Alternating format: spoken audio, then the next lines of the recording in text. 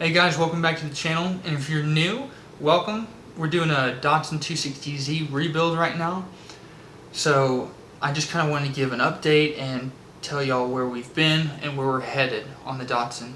And then next week, we'll be back to wrenching. So let's hop in.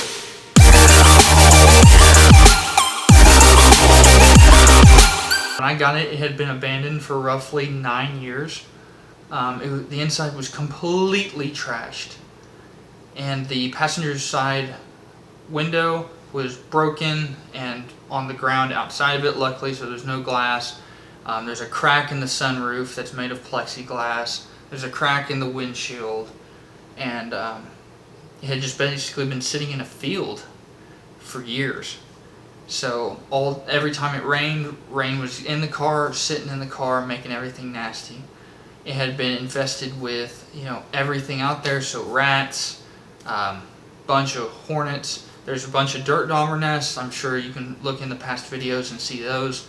So the floor itself had holes in it, and there was rust everywhere. So we got the car hooked up, towed it home, which was a whole ordeal in itself. And after about a 3.5 hour trip, we were back and we got it put in the shop. So the very first thing we did, and we left it outside for that very reason, is we gutted it. We absolutely gutted the interior, pulled everything out, all the carpet, the seats, all the nastiness, and that's really where I discovered the holes in the floor for the first time. And I was kind of in shock on how bad they were, because I figured there was going to be some. I mean, it's been sitting in the field for years, right? But I didn't think it was going to be that extensive. So we ended up gutting everything first and getting it cleaned up. I even power washed inside of the car. So after gutting it, we tried to turn the engine over and make sure it was running and everything like that, because it had been parked 9 years ago. Well, to our surprise, we tried to turn over the crank and it seized. We had this huge breaker bar on it, and I actually pulled it and ended up tightening the bolt. So no win there. So we ended up pulling the whole engine out, as well as completely cutting out all of the floors and all that rust underneath them. So I think that's episode 3. I don't really remember at this point. So it's been a really long time since that was going on. Another thing is the unibody frame really likes to get damaged behind the front wheels. So luckily our passenger side was good, but our driver's side was not. So cut that out and repaired that as well. And then what I actually ended up doing, and I don't know what really got into me, but I ended up shaving the engine bay. Because a true shave is, welding it all up, making it super smooth. And I just welded up all of these OEM holes that were in there because they weren't going to be used anymore, and there was a ton of them. I think I ended up filling and also we undercoated the first third of the car, so basically outside the cab forward. All of that's been undercoated. The engine bay just needs to get prepped for paint. It's been painted once, but we're going to do that the right way this time. I just got too eager and too excited, so I ended up painting it, but it wasn't really ready.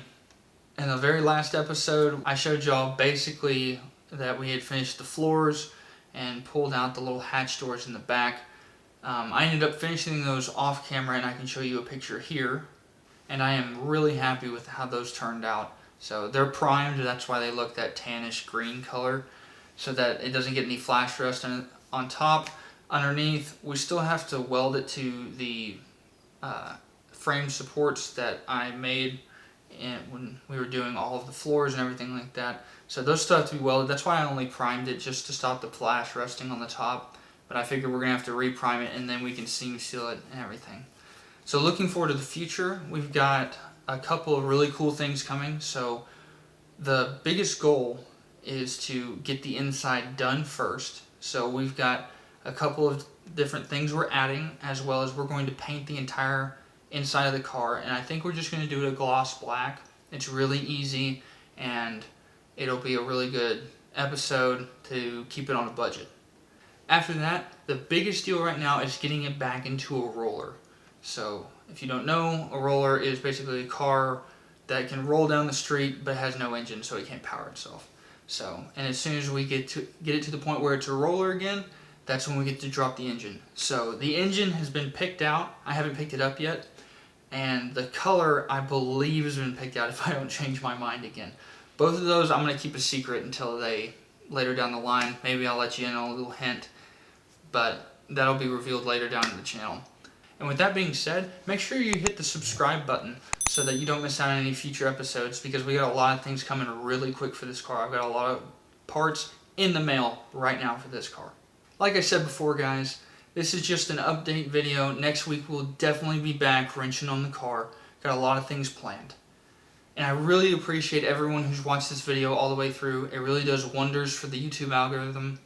Also liking and commenting down below and just being interactive, because I respond to all the comments. There's not very many to respond to, so it's easy to do. And I really like hearing y'all's opinions, and I've gotten some serious advice on there before. So it's really helpful. So I hope everyone out there is staying safe. Wash your hands, staying inside, all the good stuff that's got to be done right now. I know it's not the most fun, but we do what we got to do. So we hope all of y'all have a great Easter season. And we hope that all this will end soon and we'll all get to see one another again pretty soon. So with that being said, guys, make sure to like, comment, subscribe, and I will catch y'all next time.